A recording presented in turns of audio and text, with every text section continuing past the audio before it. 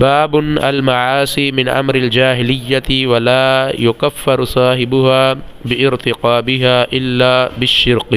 حدثنا عبد الرحمن بن المبارك قال حدثنا حماد بن زيد قال حدثنا أيوب ويونس عن الحسن عن الأحنف بن قيس قال ذهبت لأنصر هذا الرجل فلقيني أبو بكرة فقال أين تريد؟ قلت أنصر هذا الرجل.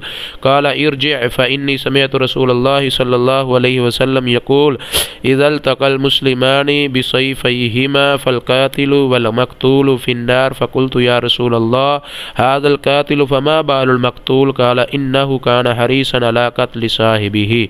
باب گناہ جہلیت کے کام ہے. ہم سے بیان کیا عبد الرحمن بن مبارک نے کہا ہم سے بیان کیا حماد بن زید نے انہوں نے کہا ہم سے بیان کیا ایوب اور یونس نے انہوں نے حسن سے انہوں نے احنف بن قیس سے کہا کہ میں اس شخص یعنی حضرت علی کی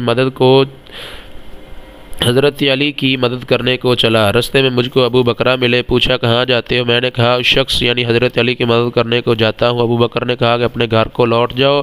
میں نے نبی علیہ الصلوۃ والسلام سے سنا فرماتے تھے کہ جب دو مسلمان اپنی اپنی تلواریں لے کر بھیڑ جائیں تو قاتل اور مقتول دونوں دوزخی ہیں. میں نے عرض کیا یا رسول اللہ قاتل تو خیر ضرور دوزخی ہونا چاہیے، مقتول کیوں؟ فرمایا وہ بھی اپنے ساتھی کو مار ڈالنے کی حرص رکھتا تھا، موقع پاتا تو وہ اسے ضرور قتل کر دیتا، دل کے عزم سمیم پر وہ دوزخی ہوا.